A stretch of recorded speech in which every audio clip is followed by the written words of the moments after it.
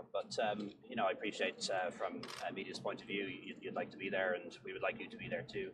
But it's their decision that it will be closed to media. You don't think it's a breach of that, protocol? Thank you very much. Well, it allows us maybe to have a frank conversation that's easier to have without the media presence. What do you support the May referendum? Guys, can you anyone have an agreement with leaders, or we'll just move if we can't move Folks, if you guys can go back underneath the working stage so the cars can get out of the way. Yeah. Good job, Peter.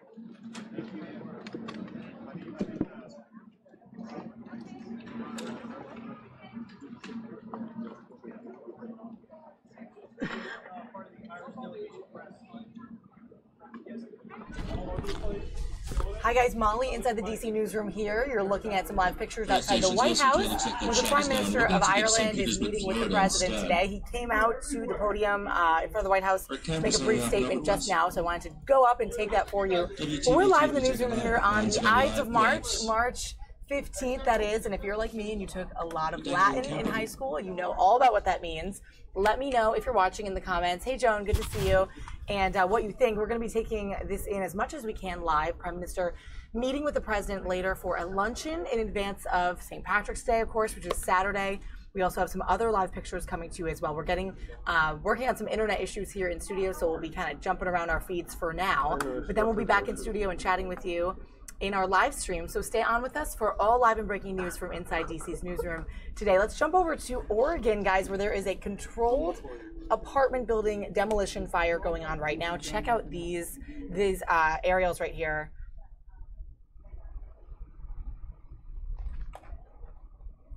Pretty staggering video here. We're going to leave you here for just a second, take a brief moment, reset inside the studio, and come back to you.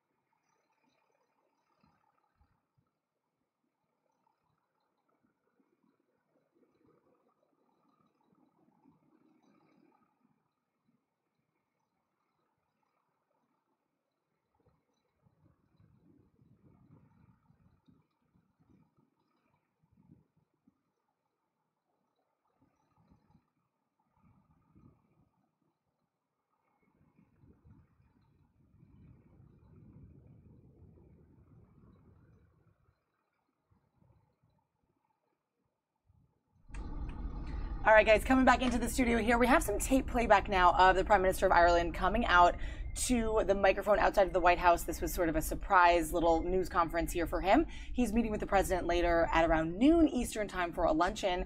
Let's hear what he had to say. This is the playback. Here we go. Brought up the issue of the undocumented in Ireland, something that was very much on his mind, and I think we've got a measure of support and some a degree of enthusiasm from the administration to work on a solution for thousands of Irish people who are here undocumented but are hardworking, tax-paying people who are very loyal to America, and also had an opportunity to talk about the border. The President was very aware of the issues that could affect Northern Ireland if there is a return to a hard border, and I think he'd be very much on our side in working for a solution to make sure that doesn't happen. Any indication of before when he might visit Ireland? We don't have a date, but you know, he is a president that knows Ireland, has property in Ireland, and has links to Ireland. So we don't have a date on it, but it's definitely something that He says he was formally invited. Taoiseach, did you extend an invitation to him at the meeting? Yeah, there's a standing invitation for any US president to visit Ireland. The invitation was formally issued by Taoiseach Kenny this time last year, and it stands absolutely. Why is the Vice President holding your meeting with him behind closed doors tomorrow? I don't know. He was actually in the meeting here now, and I'm going to meet him again over breakfast tomorrow. But you know, I appreciate from media's point of view, you'd like to be there, and we would like you to be there too. But it's their decision that it will be closed to media. You don't think it's a breach but of protocol? Thank you very much. Well, it allows us maybe to have a frank conversation that's easier to have without the media presence. So, Raise that you to right Guys, can you, I know coming to agree with leaders, we'll just move if we can't move Folks, if you guys can go back underneath the voting stanchion so the cars can get out of the way. Yeah. Good job, Peter.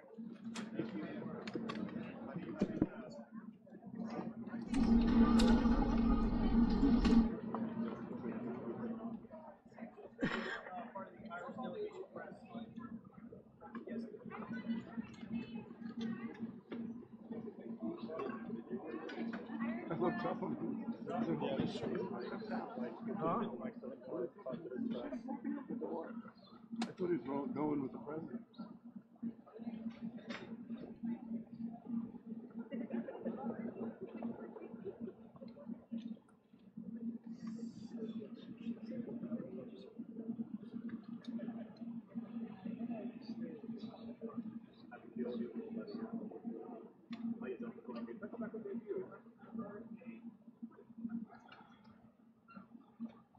Let me see if they got all of that. Did you get the Irish Prime Minister coming back out to stakeout?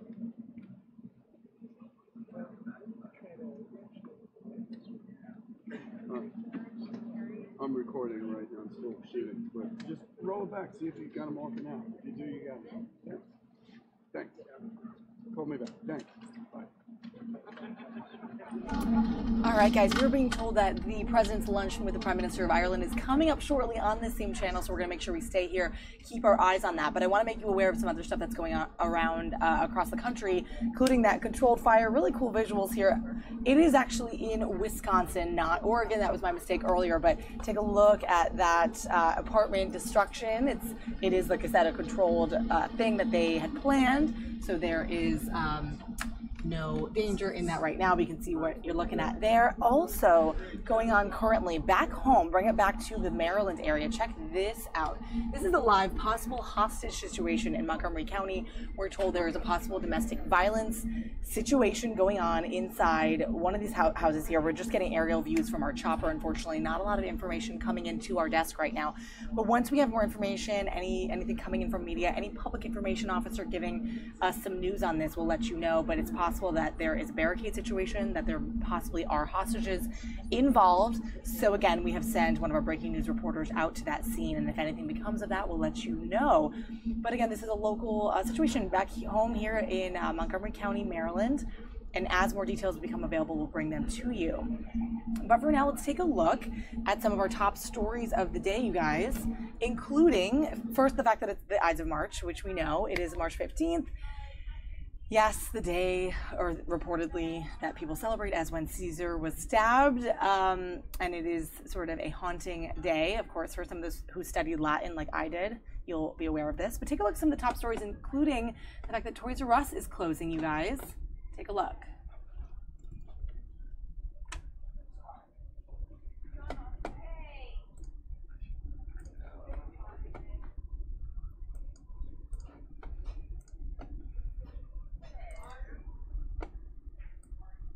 Iconic retailer Toys R Us is reportedly closing its doors after nearly 70 years of business. I pretty much grew up with the brand, and now I'm taking my kids there. Some 800 U.S. locations will shut down. An estimated 33,000 jobs will disappear, although the company has not said how it plans to handle those layoffs. Toys R Us has been saddled with enormous debt for years. There have been sporadic closings of underperforming stores, so a complete liquidation is not entirely unexpected. The closings are a major indicator of the current retail climate. Every retailer has a really big problem right now, and the problem's called Amazon. Analysts say shoppers can be forgiven for turning to online alternatives. Less labor means cheaper prices. There's often same-day delivery, not to mention the obvious comfort of shopping from home. Still, some consumers acknowledge the symbolism, the end of a childhood staple. What they'll be missing is just the fun outing that we get to do when we go to Toys R Us and shop. Just sad that it's going, because I've been coming here since, my daughter was born. She's 7 now. I remember bringing my son here, and he's 38 years old. So it's just kind of a rite of passage for a child. The closings also affect smaller toy makers who depend on the Toys R Us chain for sales. In Washington, Caroline Shively, Fox News.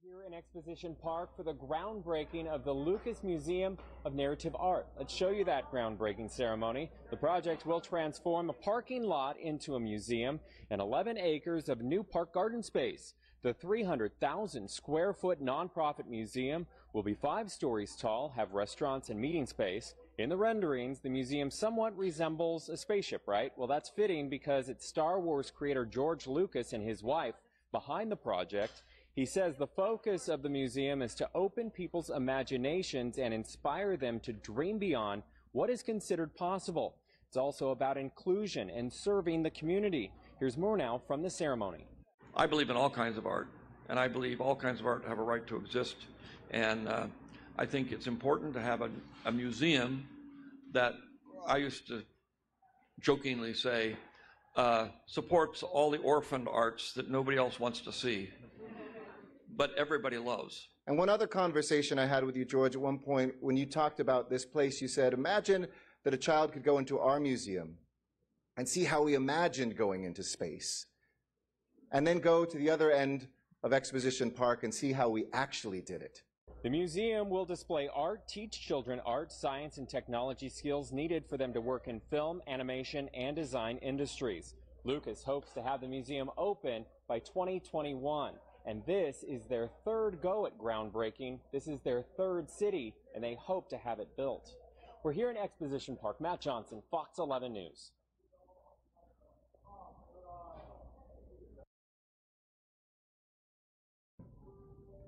Little did we know that 23 years ago, this was going to be the angel to save my life. Just before their 23-year anniversary, Cesar Calle gave his wife Monica the ultimate gift, his kidney, granting her a second chance at life. Approximately about 10 years ago, I was diagnosed with polycystic kidney disease after I had my third child. A disease that for the past 2 years required dialysis, 8.5 hours a night, connected to a machine. So I had a steady routine where I would go to work, come home, cook dinner, take care of the kids, and then hook myself up. I knew that by 9:30 was my cutoff. I had to hook up by 9:30 to give myself plenty of time to be able to get up the next day and go to work. She's an employee at Memorial Regional Hospital, home to a new adult and pediatric kidney transplant program. February 19th, She became the first patient to undergo a kidney transplant when doctors confirmed her husband was a perfect match. And a perfect match is only found in cases like identical twins. You have most of the times an identical match.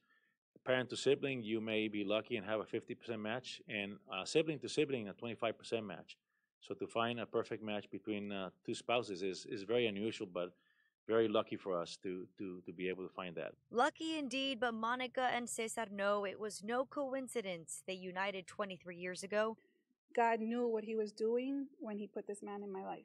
3 weeks after surgery, their marriage is stronger than ever. So not only just our 3 kids, but he'll remind me, you know, you have a piece of me now. So, and just the thought that the day that I leave this earth, I'm going to leave with a piece of him inside of me. Monica enjoying a new sense of freedom. Just the simple fact that she doesn't have to be hooked up to a machine, that's very important for her. It brings me joy and happiness, and it brings us closer together, not just physically, obviously, but also spiritually.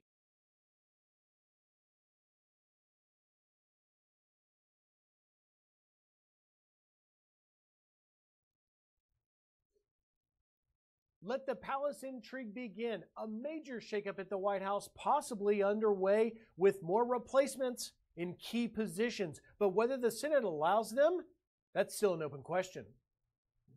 I'll now return to private life. Secretary of State Rex Tillerson may have been only the latest domino to fall.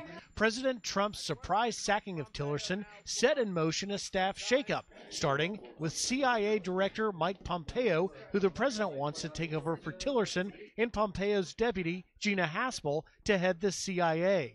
But they're already facing opposition over enhanced interrogation techniques. I will oppose both Pompeo's nomination and Haspel's nomination. To reward somebody to make them head of the CIA after they're involved with something so horrendous and I believe to be illegal, I think is a terrible, terrible message to send the world.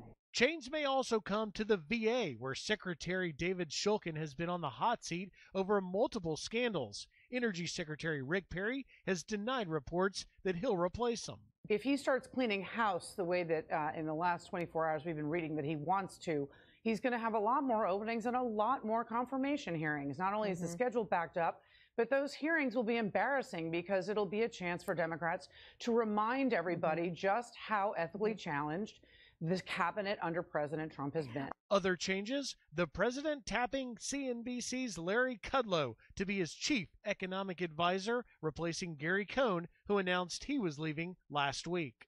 And there are rumors that another familiar cable news face, former UN Ambassador John Bolton, may be in line to replace National Security Advisor H.R. McMaster. Now, sources inside and outside the White House say these changes could come as early as today or tomorrow, and that means it's probably a good idea to keep an eye on the president's Twitter.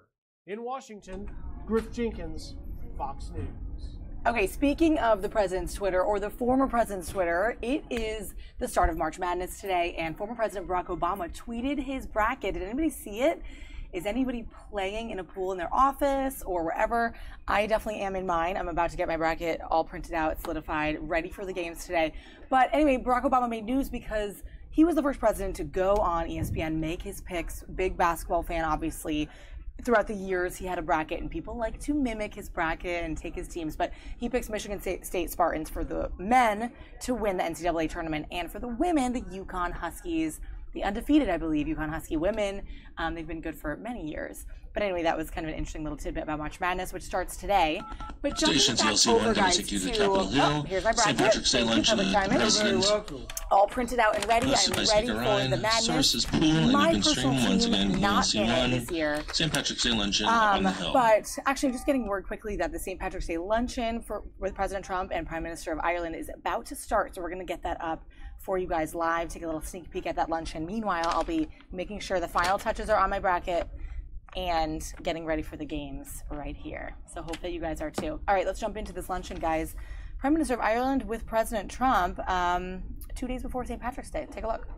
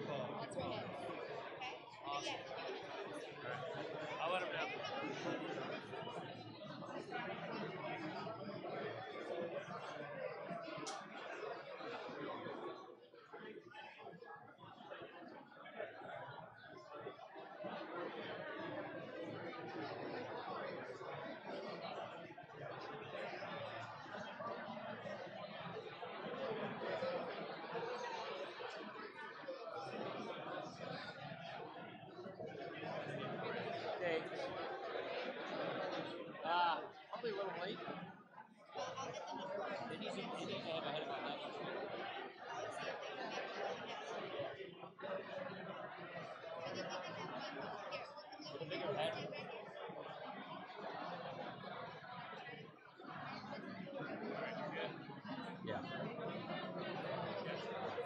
This is the president's work. Yeah.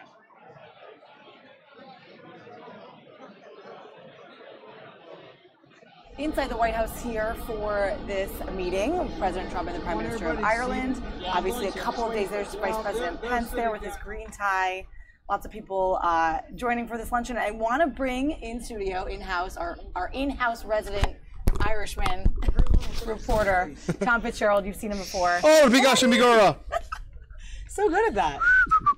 So this is slowly to get started here. What are we looking at, Tom? I remember you were talking about this last year. Oh, we're looking at Paul Ryan. He's about to start talking. Oh, he is introducing us, isn't he? This is the annual luncheon in Statuary Hall, which every year we greet the Irish Prime Minister right before, hi Internet, right before St. Patrick's Day. The Irish Prime Minister always comes over to the United States. He meets with the President of the United States. They give him usually a bowl full of clovers, which is very nice. Is that serious? Yeah. Wow. Would I lie to you? A lucky President Trump. Yeah, it's a gift. Usually Waterford Crystal. But here's Paul Ryan, wow. looking sharp in his green tie. He does look good. Let's hear what he has to say. Ronald Reagan and Tip O'Neill were fierce political opponents. This goes way back to those days. Their heritage was their bond. When it came to Ireland, the only thing they would argue about was who was more Irish. Reagan was so committed to winning this argument that he would say he was old enough to have actually met St. Patrick. And with a name like Ryan, I've got to say it is a personal privilege to carry on this tradition. It is a real honor to have you here, Taoiseach. Thank you very much for coming.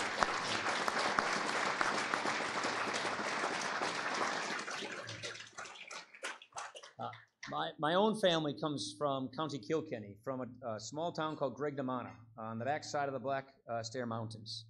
My wife and extended family and I visited Graignamanagh just a few years ago. We went and found the farm that our family came from, where my cousins still live in the same farm.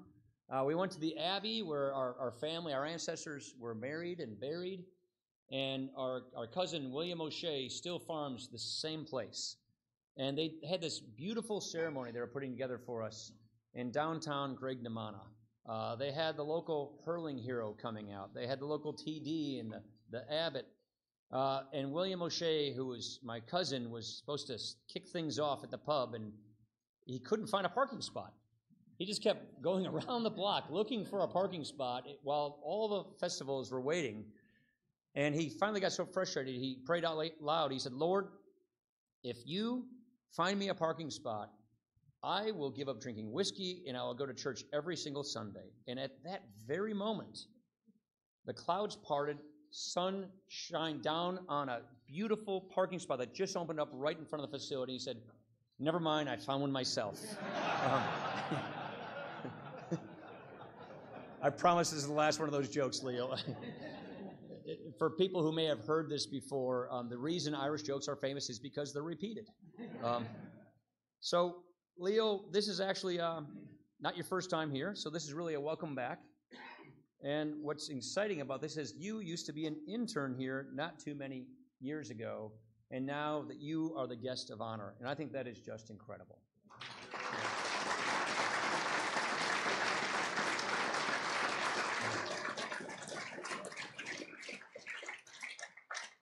Many of us got our start that way. I, too, started as an intern here. And this is not all that different. Politicians go on, and you hope to get a free meal out of it. So that is where we are here today. And the good news is we have Guinness. Now, the Guinness does taste better in Ireland, but I realize this probably is not the right year to bring up trade issues. So...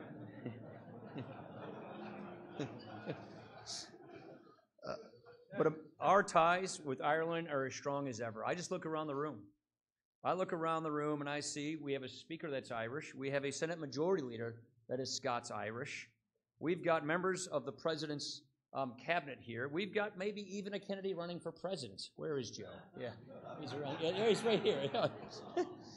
But look at But think about it. You got Pence, you got Kelly, you got Mulvaney, you got Omanuchin, you got Fitzmatis, you know. You go on and on. All this really means is that our meetings basically start twice as late, last twice as long, and we basically get half the decisions made. But on a very serious note,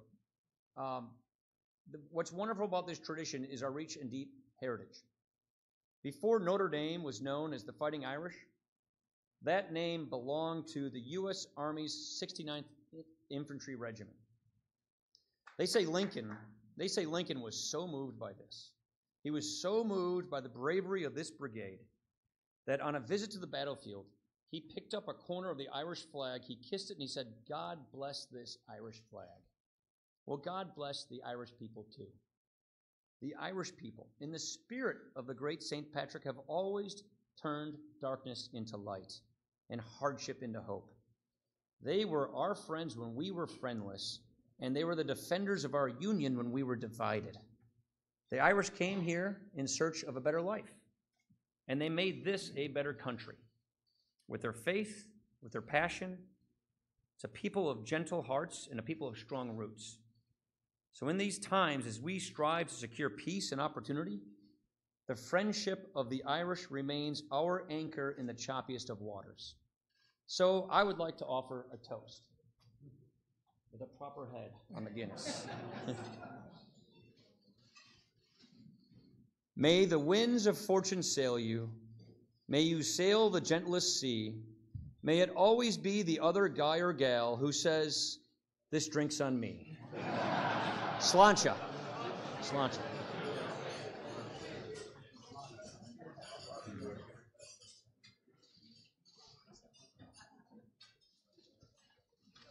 At this time, the Taoiseach of the President next. At this, I don't have my. I think the priest is ready. There he is. I couldn't see you. There you are, Father. Yeah. What's that? That's what I thought. Yeah, Father, you're not ready yet. It's not yet. Yeah, I didn't think so. You threw me off there. It's not your turn yet, Father. Yeah, that's right. That's right. I mean, the priest gets up. You kind of, you want to defer.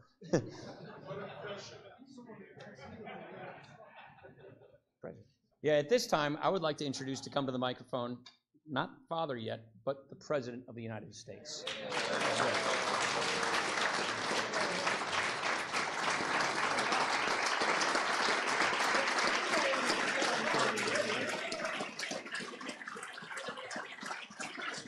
Thank you. Thank you. Thank you very much, Paul, and Vice President Pence, distinguished members of Congress, so many wonderful people from Ireland, so many friends, and we appreciate it for joining us on this very special occasion. It really is. First time was last year, and I still remember, I said that was a lot of fun. We'll do it, I guess, what do we have? 6 more left after this.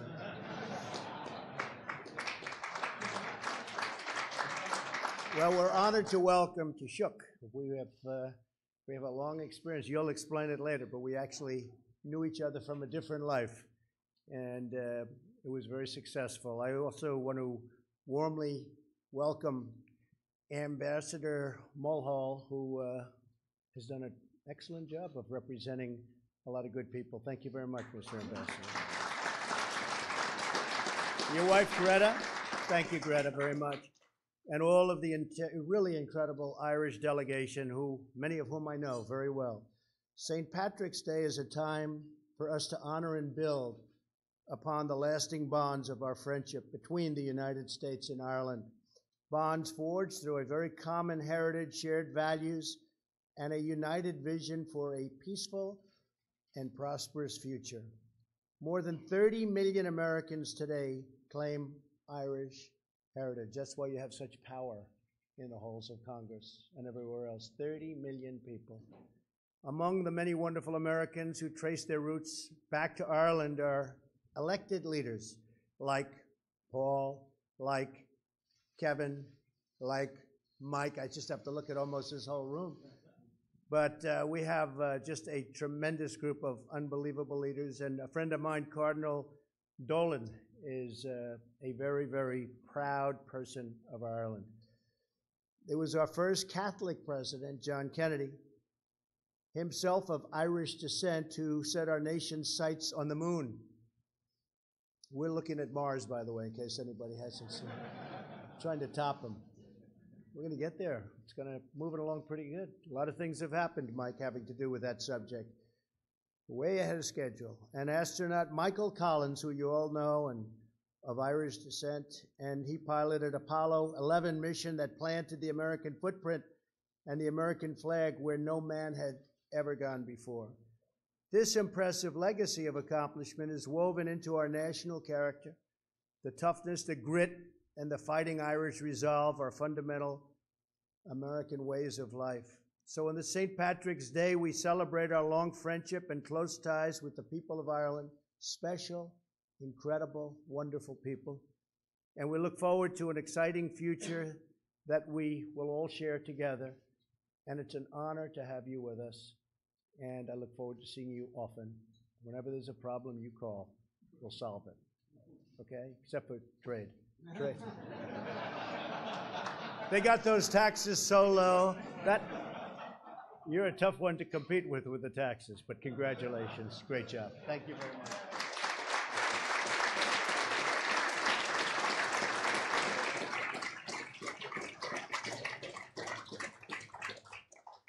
Not yet, Father. Not yet, just waiting. No pressure, Father. On June 14th of last year, Leo Varadkar became the 13th person in Ireland's history to hold the position of Taoiseach. Leo is the son of an Irish-born nurse and an Indian-born physician. At age of 7 or 8, I'm told, he announced that he wanted to become the Minister for Health. He fulfilled that mission and much, much more.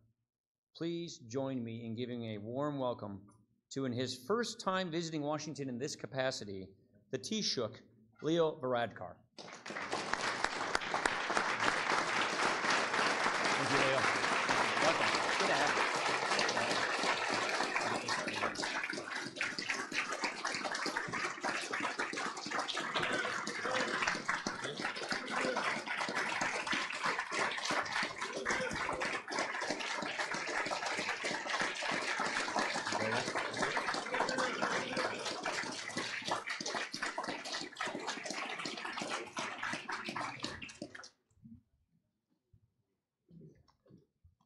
Thank you very much.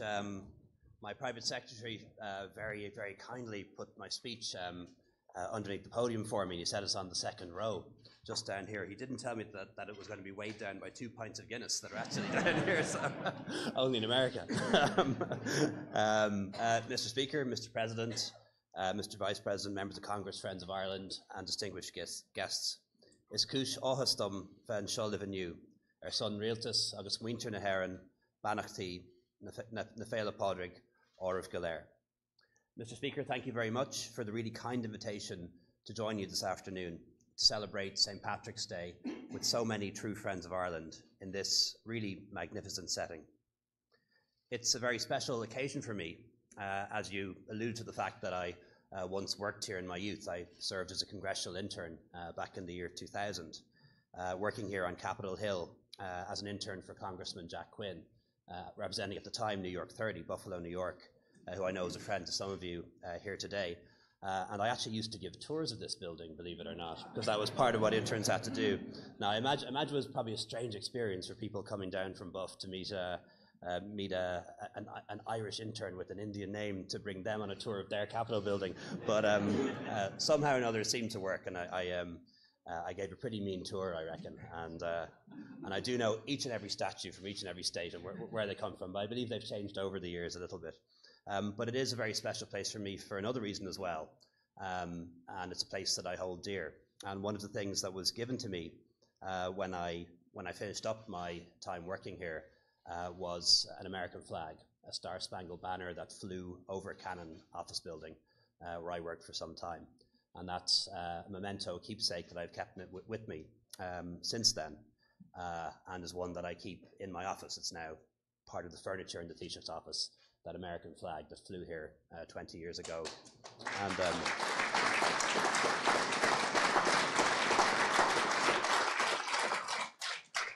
it very much reminds me of that special friendship that exists between Ireland and America, and this special place which helped me to develop my view of the world, helped me to learn the art of politics, and spurred me towards a career in public service and the politics as well. I want to particularly thank our host, Speaker Ryan, who's a long-standing friend of Ireland, as you know, and proudly traces his roots back to Graiguenamanagh in County Kilkenny. I don't know how many of you know Graiguenamanagh, but it's a beautiful village in County Kilkenny. I'd never heard of anyone refer to downtown Graiguenamanagh before.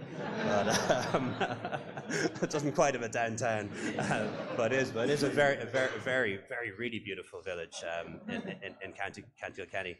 And we in fact had a chance meeting some years ago when he and his beautiful family made a private visit to Ireland, and we ran into each other in the Irish Senate. So it's really good to renew the acquaintance and look forward to speaking to you again a little bit later on. I also want to thank President Trump in particular for taking the time to be with us here today, continuing a remarkable tradition which, as you know, was started back in 1983 by two really great Irish Americans, Ronald Reagan and Tip O'Neill. And I'm really glad that this tradition has continued. We had a really good meeting earlier on talking about some important issues, talking about some of the undocumented Irish people who are here in America, hardworking, tax-paying people who are very loyal to America and what we may be able to do about that.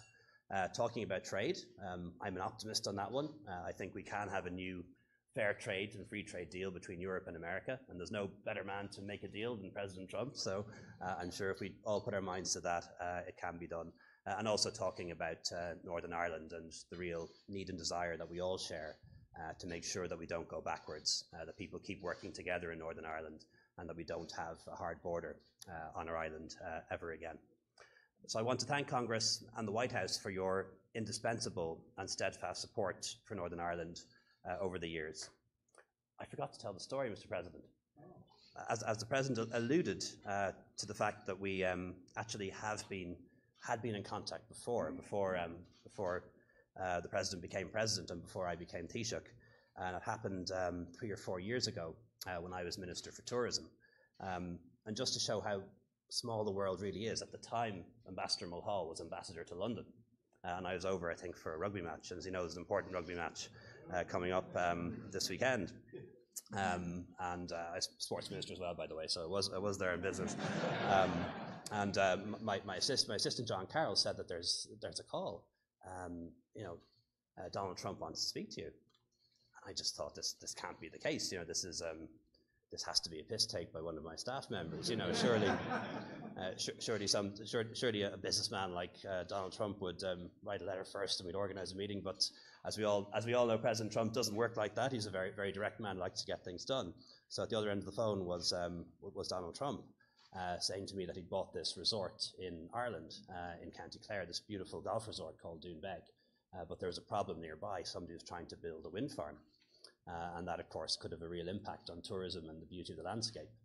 So I endeavoured to do what I could do about it, and I rang the County Council and inquired about the planning permission, and subsequently the planning permission was declined, and the wind farm was never built, thus the landscape being preserved. And the President has very kindly given me credit for that, although I do think it probably would have been refused anyway. But I'm very happy to take I'm very happy to take credit for it if the President is going to offer it to me. To the members of the Friends of Ireland, so ably led by Congressman Peter King and also Richie Neal, you've played a really vital role in relations between Ireland and America. And the United States has been our most steadfast partner down the years. And I know you all stand resolutely with us as we work to ensure that the Good Friday Agreement and its institutions, the Power-Sharing Executive, the Cross-Community Assembly, and the North-South bodies are restored and are functioning as soon as possible. And I'm really glad that the Secretary of State, Karen Bradley, and the British Ambassador and some politicians from Northern Ireland are represented here as well. It is a really great source of pride for all of us to see the continuing powerful tradition of Irish-American representation at the highest levels in your country. And I want to thank you all for your continued interest and your affection for Ireland. Mr. Speaker, Mr. President, Friends of Ireland, there's an ancient piece of Irish wisdom which says that the greatest blessing comes from those who turn strangers into friends and friends into family. For centuries, we've been each other's family, and that, I think, is at the heart of the blessing that is the Irish-American relationship. So long may it continue, and thank you very much.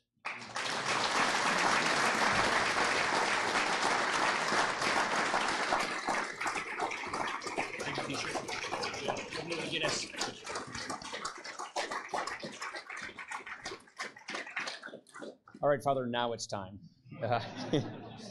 I'd like to invite our father, our house chaplain, a man proud of his Irish heritage, to give the blessing, Father Conroy.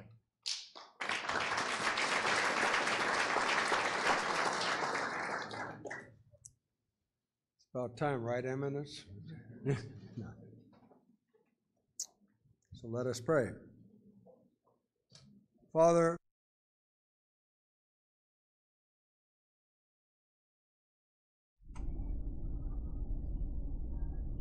All right, guys, looks like we may have just dropped that feed, unfortunately, with the priest coming up to the podium there during the luncheon with the Prime Minister of Ireland with President Trump inside the White House. If we get that back, I'll bring that to you, but I want to jump over to a breaking situation. This is down in St. Petersburg, Florida, guys. Check out this scene. This is absolutely incredible. You can see the camera zooming in right there on this RV camper that is dangling over an overpass on Interstate 275 in St. Petersburg, Florida.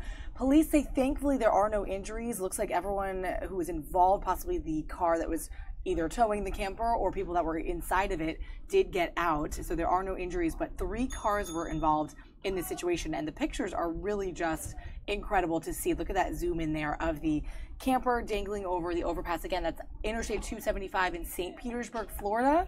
I'm going to let you take in this scene for just a second. If we have any more information on it, we'll bring it to you.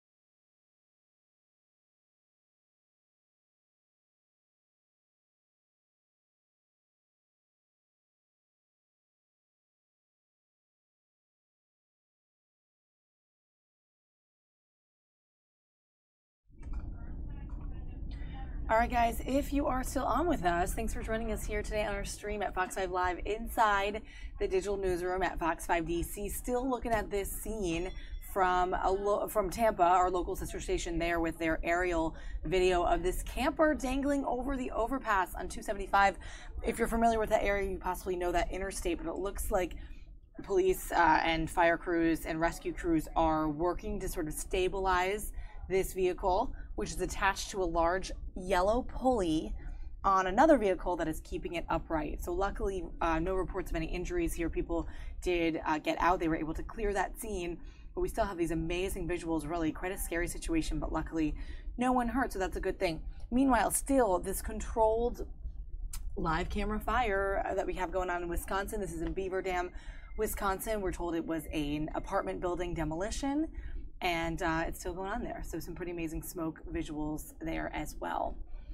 Also efforting some other video from this morning, guys, as President Trump met with the Prime Minister of Ireland. We obviously saw most of that luncheon. We weren't able to take that all in, unfortunately, but Paul Ryan there to sort of host an intro and narrate that with a few Irish jokes and anecdotes, of course, notwithstanding some of the whiskey and beer jokes that the Irish tend to make. Also, March Madness is going on today, guys. It is the start of the first round. Very exciting stuff. So I hope that if you're into that, you made your brackets and you're getting ready with that. Did you guys also hear about this? I'm going to change up this picture right here. California, let's jump over there in Seaside, California. 3 students were actually injured after this teacher accidentally fired a gun inside his high school classroom. He was teaching a course on public safety on the Monterey Peninsula up in Northern California. And so he had a gun on him. They aren't allowed in classrooms there, but he was teaching and it accidentally went off, injured 3 students. One 17-year-old boy was injured when the bullet ricocheted off the ceiling and lodged into his neck. Luckily, not life-threatening injuries. 2 other students were also injured. That report comes from the 17-year-old's father saying what happened to him. But again, not life-threatening, but pretty scary stuff after this teacher fired a gun inside that classroom. I don't know if any of you heard that story, but it was kind of making the rounds in social media today, of course, talking about gun laws, making schools more secure, what's going to happen in the wake of the Parkland shooting, all stuff to come from Trump and Congress as we watch and wait for more legislation to be made on guns. Schultz, you're asking about the weather. It is still pretty cold over here on the East Coast. I'm not sure where all of you guys are, but let me know where you're watching from. If you're on the stream with us, do let us know. I'm curious where some of our viewers are. I know you're everywhere. And I want to show you also this video. Who caught this one? All right, switching it up. Totally switch up here. Bear with me. Did you guys see this? All right, some still shots here for you. Elvis Presley's Mercedes, guys, is up for sale. This is the 1971. It's a sedan Mercedes. Check it out. He painted it from red to blue, and it is going for $139,000. That's what it costs. So it is up for sale. If any of you guys are interested, you can check into that. It spent a lot of time at the Smoky Mountain Car Museum after Elvis's death, but now this Mercedes-Benz is up for sale. So a cool relic for sale. That's sort of the paperwork, I guess. And these are just some sort of video looped still shots of the car. I thought that was a pretty cool story. So that's what's going on here, guys. We're live inside the DC newsroom, kind of quiet in here for now. As long as we have other breaking news outside of DC or within the district as well, we'll bring that to you. Take a live look at our White House. We'll be right back.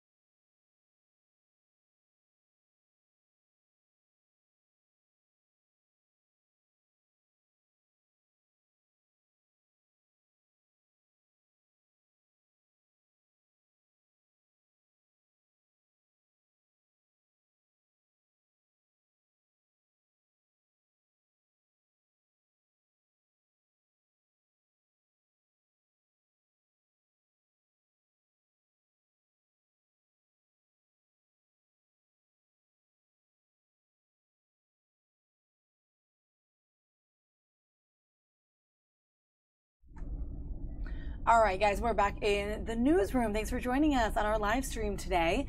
If you were with us yesterday, you probably saw the march that was going on with a lot of local students here in the D.C. area. It was actually a nationwide thing, of course, as students walked out in protest for reform for gun violence. Interestingly, I was trying to look into some of the fallout of that and kind of see what happened. You know, there's stories kind of sprinkled all over the nation about what happened to some of these kids. A lot of professors and teachers promoting it, telling kids, you know, go for it, we're going to be there, we're going to support you. Others hosting a sort of in-school demonstrations on the football field, in the gymnasium, lots of different ways to do this. But there was one high school that reported in Allentown, Pennsylvania area, so just outside of Pittsburgh, that they gave out detentions. So more than 200 detentions issued for students that walked out. They were calling it an unexcused absence, and they will be serving their detentions on Saturday, St. Patrick's Day. So I'm curious to know what you thought about that. If you were on with us, you saw a lot of it. Lots of kids in Montgomery County, also areas of Virginia, and the district itself represented on Capitol Hill, speaking with Congress people, congressmen and women who they really conjured up themselves. They organized this event and they did it. And I'm curious to see what you thought. If you liked it and you're interested in to see what happens on March 24th, at the end of this month, it's a Saturday, we're going to be covering digitally the official March for Our Lives, which will have apparently there's an event, you know, started on social media on Facebook that has more than 500,000, I believe, responses. So we'll see lots of high school students from all over the nation come to DC to participate in this. I'm going to be hosting. We're going to be covering it inside the studio. We're going to be flashing our camera to various reporters that we have in the field to cover that march. So it's supposed to be a huge event. I'm sure we'll have lots of footage, interesting stuff for you. So be sure to join us for that Saturday event. Very excited for that. Another story coming out of Minnesota. Our sister station there, Fox 9 in Minnesota, has a very heartbreaking, tragic story of a student from the University of Minnesota on spring break in Mexico City. And there's he went through a horrific injury. He suffered a seizure, fell down some stone stairs, and is now in very grave condition. Check out this story from Minnesota. Health insurance would follow right away with turns out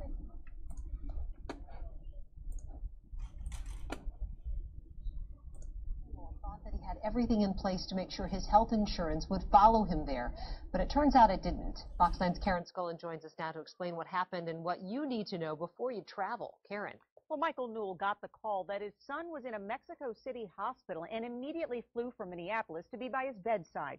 But when he got there, he realized that his son's medical insurance wasn't going to help him in this time of crisis. A vacation to Mexico City turned horrific for Zachary Newell. The 30-year-old had a seizure and fell down some stone stairs, leaving him with severe injuries. He basically landed entirely on his face. He fractured the forehead part of the skull, had basically tore his upper lip away from the nose, and had a huge gash from his lip, lower lip down to under his chin. So it was pretty desperate. His father is optimistic about his recovery, but not so positive about paying for the tens of thousands of dollars in medical bills. Michael Newell says his son called Blue Cross Blue Shield before he left to see if he was covered in Mexico and was told he was, but he was apparently given bad information. He had contacted Blue Cross Blue Shield and said that he was traveling internationally, and they, without apparently actually researching it, told him that he was covered. Michael Newell hopes to leave the hospital and Mexico in a few days, but he says while everyone has been kind, the country doesn't let anyone leave the hospital until the bill is paid. Michael is cashing out his retirement and finding comfort where he least expected it. As soon as I explained that I'm in Mexico, excuse me, I'm getting emotional. As soon as I explained the situation, they spend more time offering support and prayer for him than Blue Cross won't even give me straight answers. Now, after we called Blue Cross, Michael Newell told me Blue Cross called him right away with some assistance, though still declining coverage. Blue Cross can't talk about the specific case due to HIPAA laws, but they did say most insurance plans have benefits that cover medical treatment in other countries. Purchasing a short-term travel insurance policy is another option for securing international medical coverage. Blue Cross advises you to call your health insurer before leaving the country to understand your benefits. We have a link to Newell's GoFundMe page on our website. If you'd like to help, just go to fox9.com. So again, a pretty scary situation coming out of our sister station there in Minneapolis. Talk about horrific spring break situations. Okay, we mentioned earlier President Trump meeting with the Prime Minister of Ireland. We caught that luncheon live, which was great. They also had a little session in the White House, as he does, with world leaders, and a little photo op as well. They had a few words to exchange. So we're going to play that out now. Apologize for a little bit of the rough video here, but it is what we have from this earlier meeting this morning. So check it out. This was President Trump earlier with the Prime Minister of Ireland. Great story, right? President's going to come visit us soon? I will. I love it. I love it. I have property there, and I may never get to see it again, but I will. Golf? I will tell. Do you play golf? I do play golf, and you play golf, right? I don't, but I'm always willing to learn. So you can take me for a few rounds. Are you going to visit the border, Mr. President, with Northern Ireland? Well, that's an interesting border also. We have two interesting borders. One happens to be where you are, right? It's going to be interesting to see what happens. It's my great honor to have the very popular Prime Minister of Ireland with us, and we're having some good talks about trade and about military and about cyber and all of the other things that we're talking about. The relationship is outstanding and only getting better, and it really is a very special group of people. A tremendous number of Irish are living in New York, where I grew up, and they're living in the United States, and these are truly wonderful people. We love them. And Mr. Prime Minister, great to have you. Thank you. My pleasure. Thanks for the invitation to be here. So I'm going to be in New York on Saturday. Oh, good. Yeah, Wow. for the parade, That's good. so marching on Fifth Avenue. That's good. I'd like to do it with you. I don't know. Does it pass Trump Tower? It does. It goes right by Trump Tower. I used to watch it all the time. I would watch it all the time. So you'll be there on Saturday? Yeah. Oh, that's so a lot of the American side of my family came through New York. They're all in New Jersey and Florida now. All right. But some of them will right. be at the reception later. That's right. That makes sense. And this is the first time in the Oval Office. I was telling President Trump I was here before as a congressional intern back in 2000, but they didn't let me into the Oval Office on that occasion. But now we do. You've made great progress. Thank you. Thank you for being with us. Yeah, look forward to talking about trade and a few things later on. Who was behind this, Mr. President? It looks like it. I spoke with the Prime Minister, and we are in deep discussions, a very sad situation. It certainly looks like the Russians were behind it, something that should never, ever happen, and we're taking it very seriously, as I think are many others. And any more staff changes coming, sir?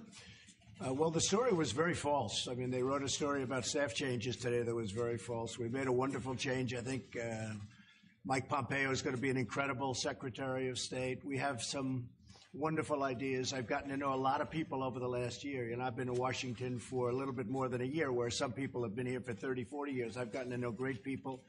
So there'll always be change, but very little. It was a very false story. It was a very exaggerated and false story.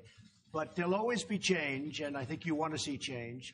And I want to also see different ideas. Larry Kudlow just came in a little while ago, and I think Larry is going to be outstanding as economic advisor. So we look forward to it. But we'll talk to you about it later. Thank you very much, everybody. Thank you. Thank you, Mr. President. Thank you, everybody.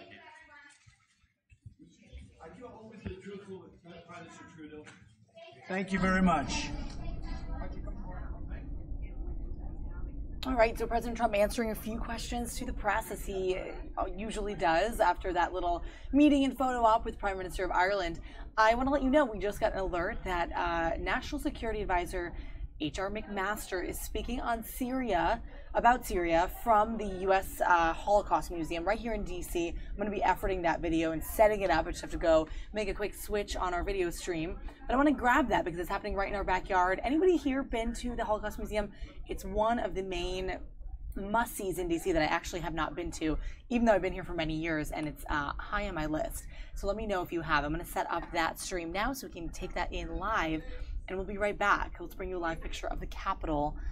We'll be right back.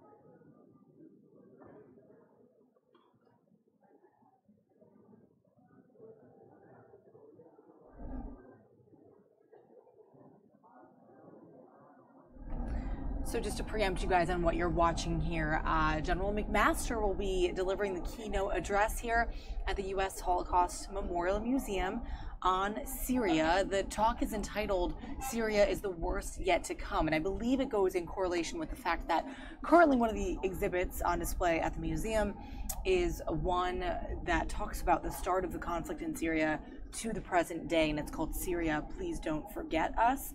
And you can see already there they have a background there with a graphic and a hashtag that they're talking about the issue. So all part of the issue of the violence in Syria and the atrocities being committed by the regime there. And General McMaster will advise on that. He'll deliver this speech, and I think it'll be quite interesting. We are efforting this for the next few minutes. Hopefully it will come up. We were told it was slated for about 1 p.m. Eastern time. So again, a live look inside the atrium there, or rather the auditorium, where the National Security Advisor will be speaking in this keynote address on Syria. Take a look and listen. We'll be watching with you from inside the newsroom here at Fox 5 DC.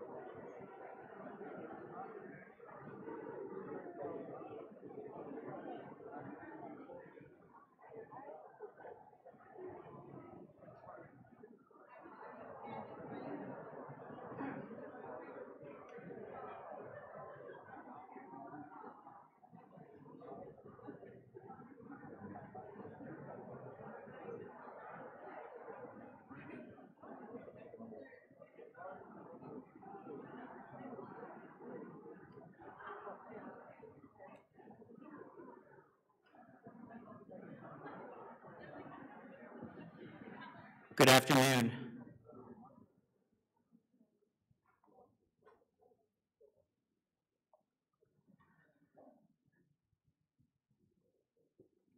Thank you. Good afternoon and welcome to the United States Holocaust Memorial Museum. My name is Cameron Hudson and I direct the museum's Simon Scott Center for the Prevention of Genocide. And I'd like to thank you all for joining us today for this event marking 7 years of still unfolding atrocities against the Syrian people, and most importantly, an event honoring the heroic work and resilience of Syrian civil society that is standing up to these crimes. I want to offer a special welcome to the many Holocaust survivors and volunteers who are joining us today, as well as those from the Syrian community. I also want to thank our panelists who've come very far, many of them, to be with us today, and for our keynote speaker, U.S. National Security Advisor, Lieutenant General H.R. McMaster. As part of our country's national memorial to victims of the Holocaust, the Simon Scott Center works to bring greater public attention to atrocities happening in our world today, to advance our understanding of why these tragedies occur, and to make practical recommendations for how the international community can make the pledge of never again a reality. To be the voice of victims of genocide and atrocity crimes today that the Jews of Europe in the 1930s and 40s did not have, and to apply history's lessons to these most urgent questions. Next month, the museum will celebrate its 25th anniversary, and the mantra of never again is being tested today like no other since our founding.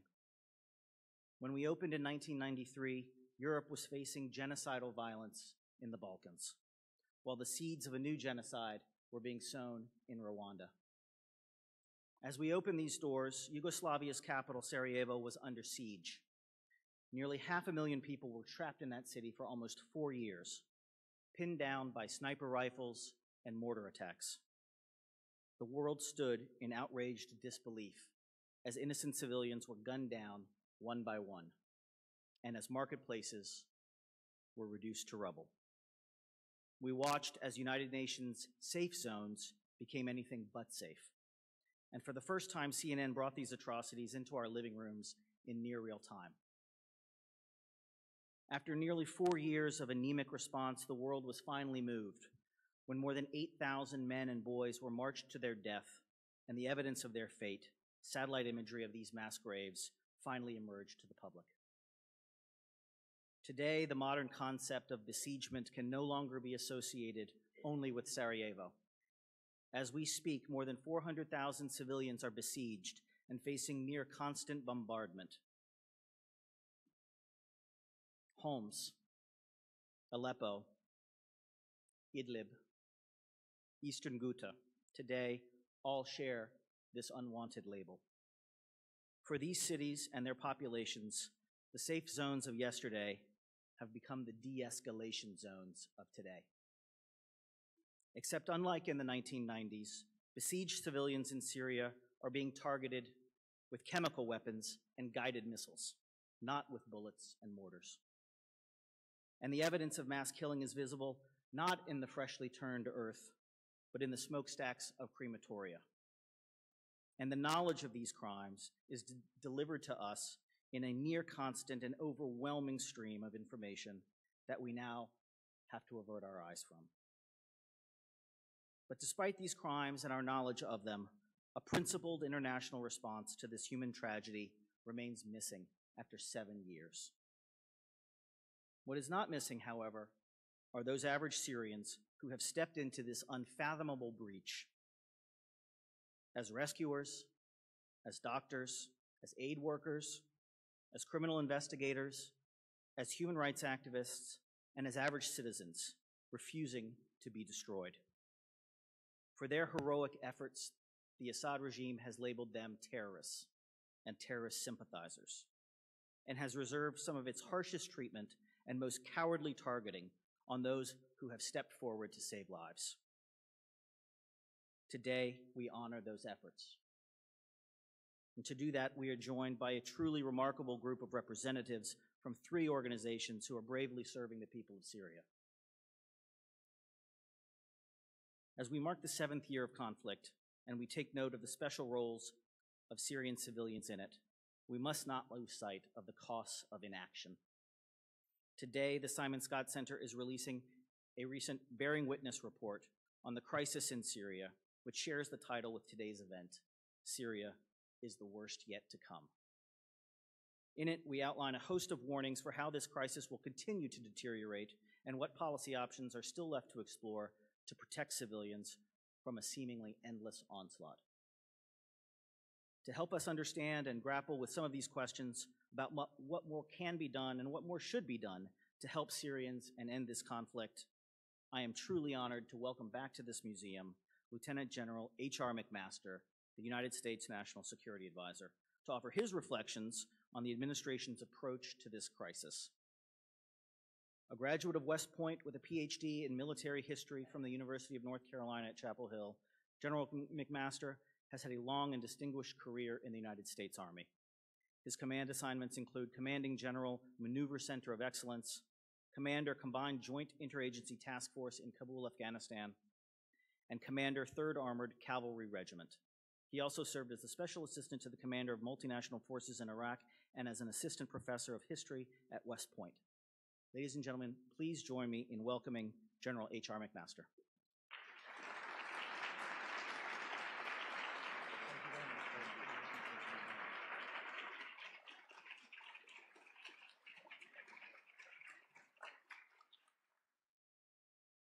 Good afternoon. Thank you, Cameron. It is an honor to be included in today's event as we mark the 7th anniversary of the start of the Syrian civil war, and this year, the 25th anniversary of the United States Holocaust Memorial Museum. I'd like to say it's a particular privilege to be here with two awesome members of my staff, Amanda Rothschild and Howie Wachtel, both of whom have grandparents who are survivors of the Holocaust. Would you guys stand up, please, for a second?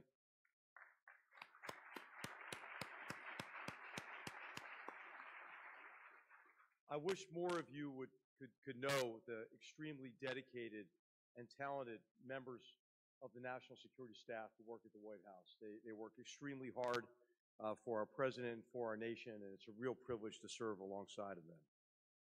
This afternoon, we're privileged to be joined by many Holocaust survivors, including Irene Weiss. Irene, it's so great to have met you here. Would you please stand so we can give you a round of applause?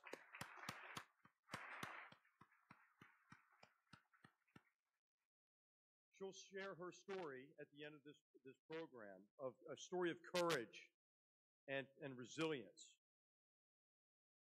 You're an inspiration to all humanity, Irene. It's a real privilege to be here with you. We are gathered together this afternoon on holy ground. This museum bears witness to the most horrific acts of evil and atrocity ever inflicted on humanity.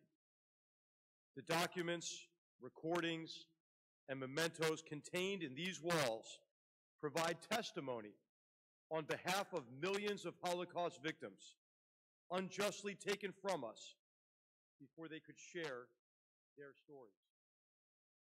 Standing in the beautiful Hall of Remembrance here at the museum, we can still feel the weight of every human life lost.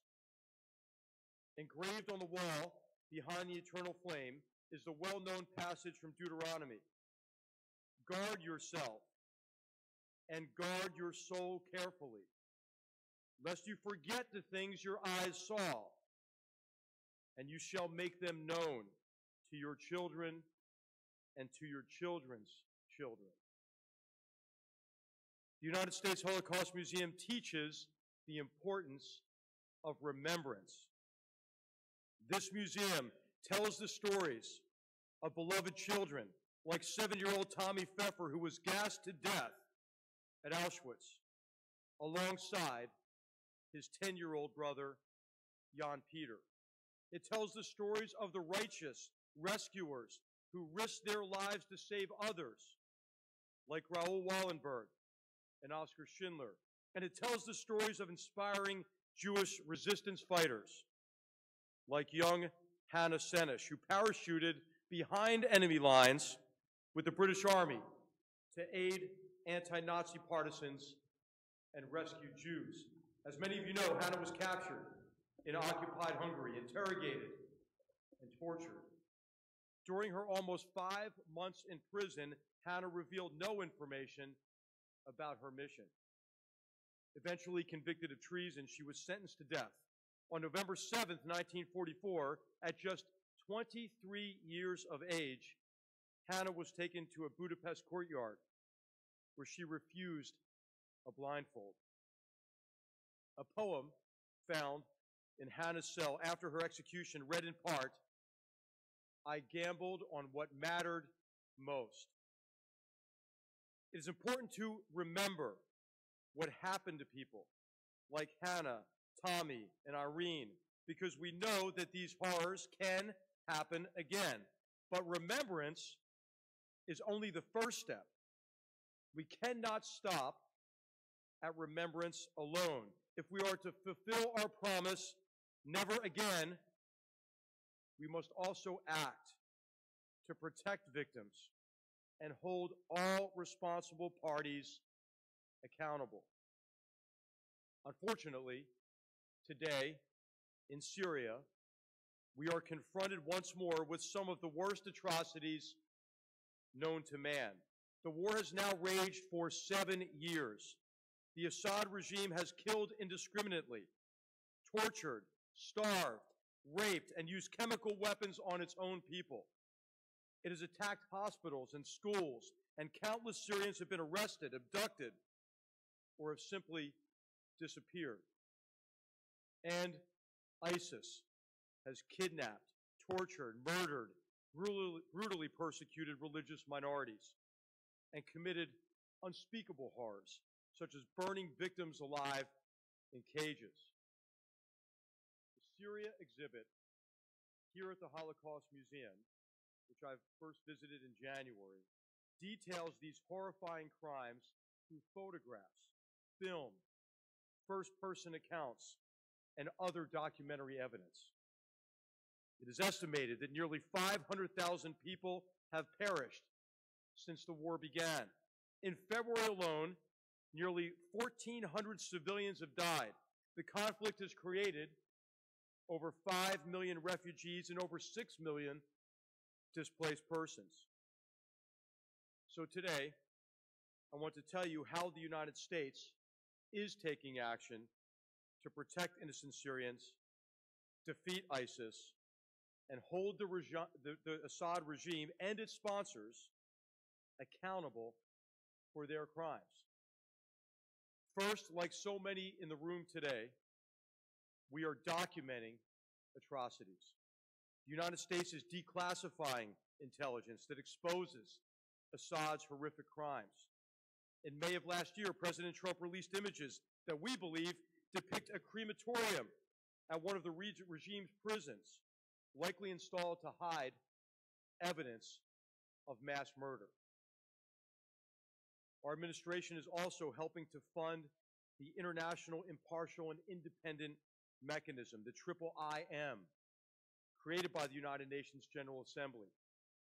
IIIM's mission is to collect and analyze evidence of international humanitarian law and human rights violations in Syria and prepare this evidence for independent criminal proceedings. We're also proud to support the United Nations Independent International Commission of Inquiry on the Syrian Arab Republic. This independent and impartial commission documents serious human rights abuses committed by all parties to the conflict. Second, we are fighting. We are fighting alongside partners such as the Syrian Democratic Forces to defeat terrorist organizations. The coalition to defeat ISIS has now liberated almost 100% of territory previously held by these terrorists in Iraq and Syria. We have made immense progress alongside allies and partners over the past year, but we have more work to do. The United States will continue to pursue these murderers until ISIS is completely defeated.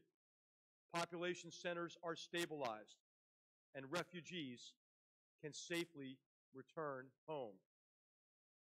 Third, we are providing humanitarian aid to the people who need it most, the victims. The United States has provided over $7.6 billion to assist Syrians both inside and outside of Syria. We are sending our assistance in two directions, to Syrian refugees and to areas liberated from ISIS. The United States and our partners will not provide reconstruction funding to areas controlled by the murderous Assad regime until there is a political transition away from Assad's rule. Fourth, we are working to protect innocent civilians from chemical attack and to hold Assad accountable for using these heinous weapons. These past 4 years have marked another anniversary, the 100th anniversary of World War I. In the aftermath of that horrible war, nations came together and agreed not to use chemical weapons again. Assad's continued use of these weapons threatens to undo all of the progress we have made since the end of that terrible war. Following Assad's April 4th, 2017 sarin attack on innocents, President Trump launched a powerful missile strike on the Syrian air base from which this attack originated, destroying over 20% of the Syrian Air Force. Our actions sent an unmistakable message. Using these horrific weapons is never acceptable, and we will hold perpetrators accountable. The United States is supporting the Organization for the Prohibition of Chemical Weapons, the OPCW, in their efforts to compel Assad to fully dismantle his chemical weapons program.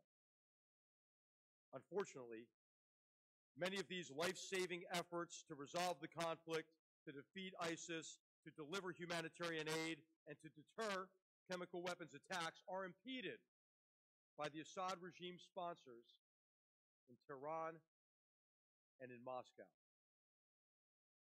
All civilized nations must hold Iran and Russia accountable for their role in enabling atrocities and perpetuating human suffering in Syria. Across the greater Middle East, Iran is proliferating dangerous weapons, fueling sectarian violence, and supporting terrorist proxies and militias such as Hezbollah. This regime proudly chants, "Death to America" and "Death to Israel." It further offends the conscience of every human being by denying the Holocaust. In Syria, Iran's actions have directly interfered with the efforts to de-escalate violence, defeat ISIS, and protect innocent civilians. Since 2012, Iran has provided over $16 billion to the Assad regime and to other proxies in Syria, Iraq, and Yemen. Tehran is also transporting foreign Shiite militias and weapons from Iran to Syria on illegal flights, including on Iranian civilian airlines. Iran's goal is to secure a permanent military foothold in Syria, which would threaten Israel, undermine U.S. interests, and strengthen the terrorist and proxy forces that Iran uses to weaken Arab states and foment violence. We cannot let this happen. All responsible nations must take action to counter Iran's destabilizing activities in Syria and across the region. For example, the United States has taken legislative and law enforcement action against Iran's proxy, Hezbollah, and we continue to call on all nations to do the same.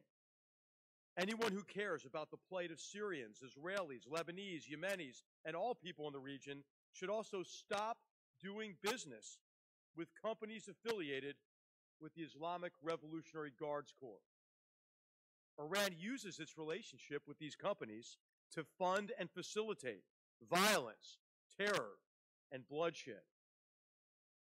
Sadly, Iran is not Assad's only sponsor. Russia is also complicit in Assad's atrocities. The Russian government has bombed civilian areas and provided political cover for Assad's crimes. Furthermore, Russia has done nothing to encourage Assad to ensure delivery of humanitarian aid, to respect ceasefires and de-escalation agreements, or comply with UN Security Council Resolution 2254's call for a UN-monitored political process. From February 24th to February 28th, Russia conducted 20 bombing missions every day in the eastern Ghouta and Damascus areas in Syria. Russia has also repeatedly thwarted efforts by the OPCW to hold the Assad regime accountable for using chemical weapons. This morning, the United States, France, Germany, and the United Kingdom condemned the abhorrent nerve agent attack on Sergei and Yulia Skripal that took place in Salisbury, United Kingdom on March 4th. The statement made clear that we believe that Russia was responsible for this attack, and we call on the Russian government to answer all questions related to this incident and to provide full information to the OPCW. No nation, Russia, China, or anybody else, any other nation, should be using chemical weapons and nerve agents. If Iran and Russia do not stop enabling the regime's atrocities and adhere to UN Security Council resolutions, all nations must respond more forcibly than simply issuing strong statements. It is time to impose serious political and economic consequences on Moscow and Tehran. Assad should not have impunity for his crimes, and neither should his sponsors. And if we needed reminding of the importance of acting now, we need not look any further than this museum's powerful exhibits and resources on the Syrian conflict. Just as this museum remembers Tommy Pfeffer, Oskar Schindler, and Hannah Senesh, it bears witness for innocent victims, righteous rescuers, and the courageous resistors in the Syrian conflict. This museum bears witness for Ahmed al-Ahmed, a Syrian child murdered in one of Assad's chemical weapons attacks. This museum bears witness for the Syrian civil defense, the White Helmets, unarmed first responders who voluntarily put themselves in the line of fire to save lives and rescue the wounded. The co-founder of the White Helmets, Munir Mustafa, with his colleague Radi Saad, traveled all the way from Syria to be with us today. Thank you, Munir, and thank you, Radi. Would you please stand up? And let's give them a round of applause.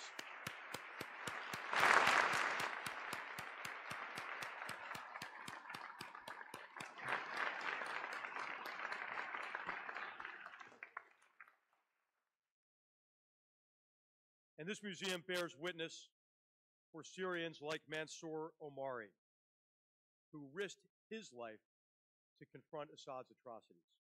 Mansour was working to document the Assad regime's abuses when he was arrested and sent to a top-secret underground military prison. While in prison, Mansour suggested collecting the names of other prisoners. Like brave Hannah Senesh, the prisoners would leave permanent traces of themselves so that others might remember them and know their stories.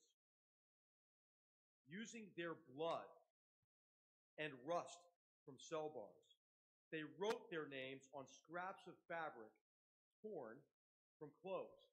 To hide the strips of fabric, the prisoners sewed them in to the collar and cuffs of another prisoner's shirt.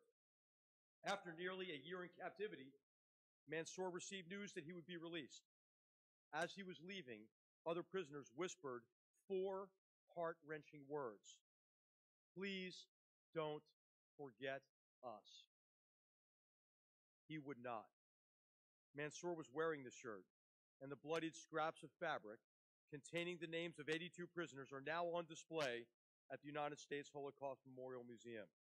Every visitor who passes through the Syrian exhibit will know their names and remember. Today, on the 7th anniversary of the Syrian civil war, let us all promise to remember and to act.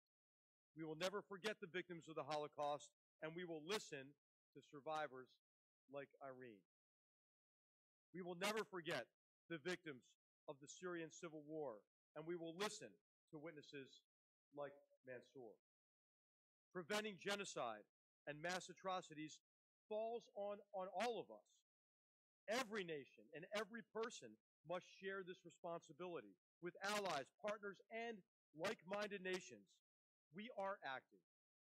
We are exposing atrocities, defeating ISIS, providing humanitarian assistance, deterring chemical weapons use, and holding Assad and his sponsors accountable for their horrific crimes. Thank you again for the opportunity to join today's events, for the privilege of being with so many courageous people who are committed to the betterment of all humanity. It is an honor to be among so many survivors, advocates, and citizens.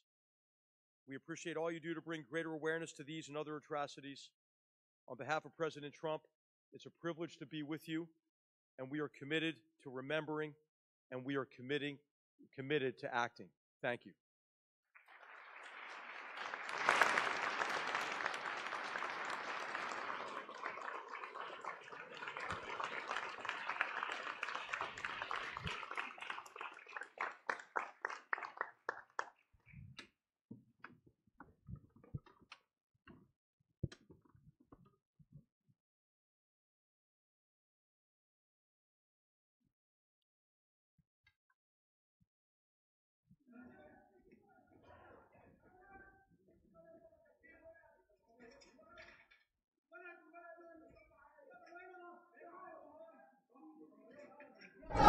All right, pretty interesting there, guys. Not every day we get to go inside the U.S. Holocaust Memorial Museum. Nonetheless, notwithstanding hearing from General H.R. McMaster in that keynote speech on Syria. Again, I mentioned it correlates with the ongoing exhibit there that is all about Syria. So it sounds like they'll be showing a few videos here. There may be some follow-up speakers, not quite sure. We'll see how long we have this feed going. Then we'll switch topics to another story. But hope that you are enjoying our stream here today, guys. And if you're new to our stream, just so you know, we are live on YouTube every day, 11:30 to 2 Eastern time. A couple hours here of live news, breaking news from inside our newsroom. Anything that's breaking that comes into our desk, we stream it for you so you can see what's going on really across the nation and across the world for your updates. So right now we have this continuing. We'll see how long we have this. And then we'll talk about some other stuff as well, like March Madness, which is ongoing. Perhaps there is a panel now to discuss what the general just spoke about, so we'll check into that here in just a few moments.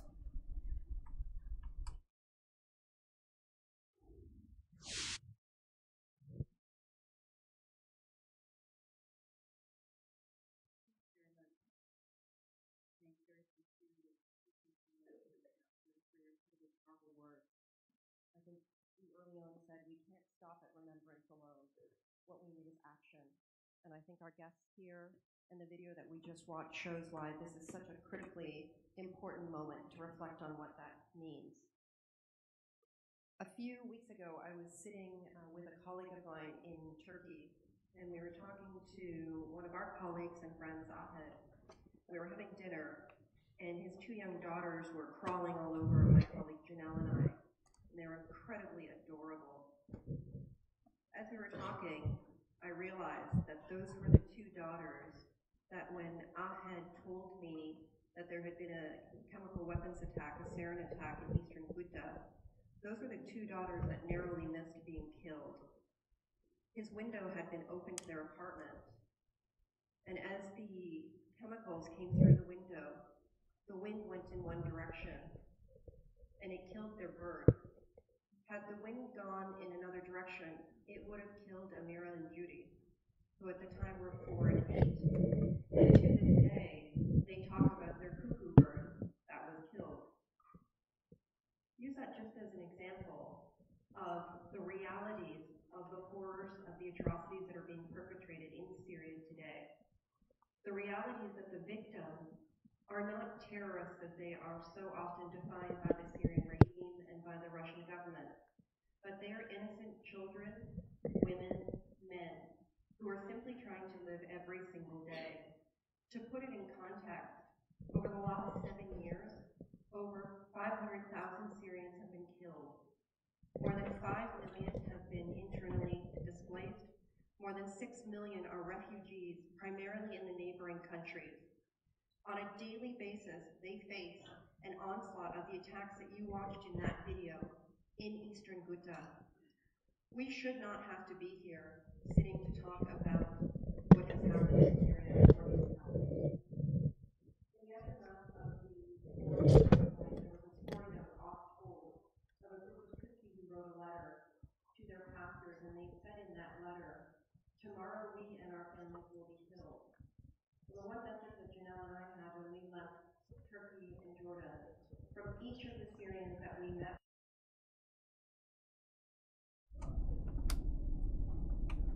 Okay, guys, so losing that feed, unfortunately, I thought maybe we'd have that video for a little bit longer, but unfortunately not. Let's go over now to this hoax from last night. Did you guys hear about this? A reported gunman on Northwestern campus was deemed a hoax by police. This happened late yesterday, but I don't know if this story was really brought to light for many of you or if you saw it. So let's play back some of what they had to say on campus. Obviously, all of campus threats or shootings taken very, very seriously. This is, of course, in Evanston, Illinois. Check out what they had to say yesterday. First name is A-L-A-N, last name is just like cabbage, except for the U, C-U-B-B-A-G-E. Really don't have much more information beyond what Commander Glue said.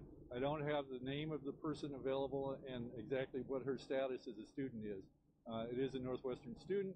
Again, there's no indication of danger or threat to that individual at this time. There's no indication of any danger or threat to the campus at this time. How about Englehart Hall? What's the relation and how much did that have to do with the situation? Sure. Englehart Hall is the residence hall that many of our graduate students live in. So it's located, about 2 or 3 blocks west of the main campus. Most of the students who live in Englehart are graduate students in one area or another at the university. And so this apartment was on Maple, but Englehart was just the closest to it. No, it was in Englehart Hall. Okay. Technically, it was inside. Yeah, it's in the hall, which is located at Emerson and Maple. Correct. Talk about the response by Evanston PD and Northwestern PD. Yeah, very much so. We had an excellent response by both Evanston Police and Northwestern Police. And right now, what's happening is they are finishing doing the floor-by-floor walkthrough. We still have the people who are in Englehart Hall staying behind locked doors, only because we don't want our students to come out into the hallway and be confronted or confront an armed policeman. So as a result, the rest of the campus, we've removed the lockdown that occurred, and what's happening now is that final walkthrough in Englehart Hall, and that's occurring right now. So we will issue an all clear for the people in Englehart, probably in the next 5 minutes, 10 minutes or so. Well, it's certainly very concerning. I think that anytime you get a report of a man with a gun or anything along like that, this is the sort of thing that is a nightmare to a university. There's no doubt about it. University police responded, Evanston police responded. I believe the initial report came into Evanston police, not to Northwestern police. Is that it? Is that all you need from me? Good. Thank you. Yep.